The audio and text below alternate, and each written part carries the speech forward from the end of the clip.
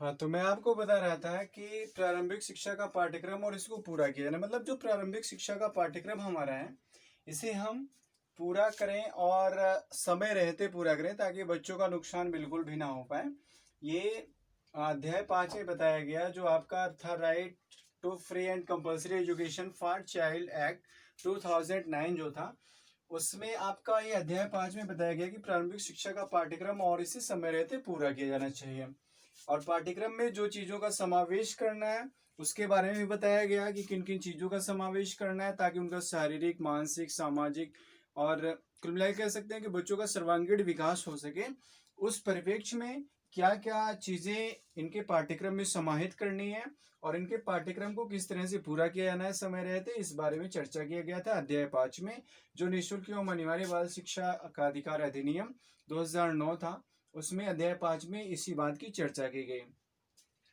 इसके बाद हम बात करेंगे अध्याय 6 की। अध्याय 6 में क्या है कि बाल अधिकारों का संरक्षण। तो आपको इससे पहले बाल अधिकार के बारे में बताया ही गया है कि बाल अधिकार क्या है। तो बाल अधिकार के बारे में आप जानते होंगे मेरे ख्याल से। बाल अधिकार मतलब कि बालकों के हितों को ध्यान में रखते हुए उन्हें जो अधिकार प्रोवाइड किए गए वो उनके बाल अधिकार हैं,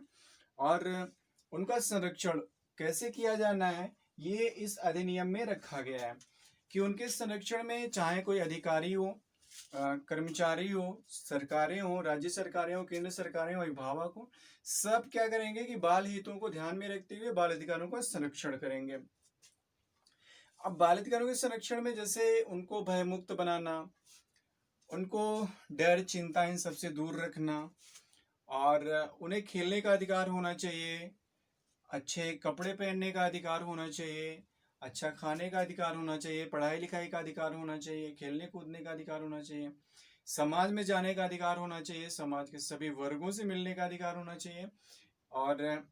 इस तरह से मतलब बहुत से अधिकार उनको दिए गए हैं। तो इन अधिकारों को संरक्षित करना चाहिए और इन अधिकारों का संरक्षण करना चाहिए सभी को, वो चाहे शिक्षक हों, अधिकारी हों, राज्य सरकारें हों, केंद्र सरकारें हों या फिर अभिभावक हों, सबको ध्यान में रखना चाहिए कि बाल अधिकारों का संरक्षण हमें करना है।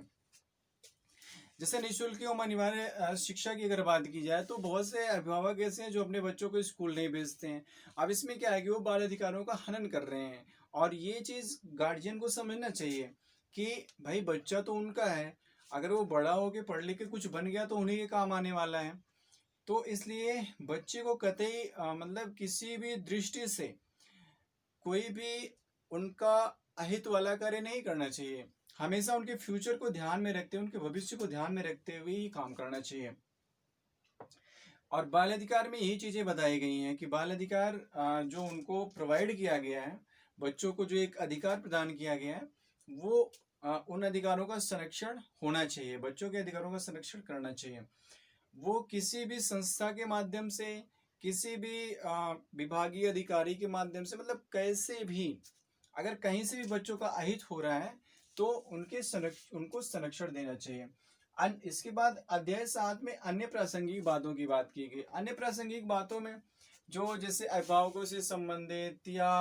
अन्य चीजें, जो भी नई शिक्षा नीतियां आ रही हैं या कुछ नई चीजें जो आ रही हैं, उनमें उनको किस तरह से समाहित किया जाए, या जैसे आज के संदर्भ में बच्चों को किस तरह का एजुकेशन प्रोवाइड किया जाए, क्या लर्निंग प्रोसेस होना चाहिए उनका, इन सबसे संबंधित बातें रखी गई अध्याय 7 में। मतलब ये जो निःशुल्क एवं अनिवार्य बाल शिक्षा का अधिकार अधिनियम 2009 है, इसमें अन्य प्रासंगिक बातों के अंतर्गत बच्चों से संबंधित बहुत सी बातें रखी गई कि आज के समाज में या आज का जो दौर चल रहा है इसमें बच्चों को किस तरह से मोटिव किया जाए, किस तरह से उनको आगे बढ़ने के लिए प्रेरित किया जाए, किस तरह से उसको पढ़ाया जाए, किस तरह से उसकी देखभाल की जाए, और भी अन्य प्रासंगिक बातों को शामिल किया गया है इनमें। तो इस तरह से ये आपका निःशुल्क एवं अनिवार्य बाल शिक्षा का अधिकार अधिनियम समाप्त होता है। और मिलेंगे आपसे नेक्स्ट डे नेक्स्ट क्लास में, तब तक के लिए धन्यवाद।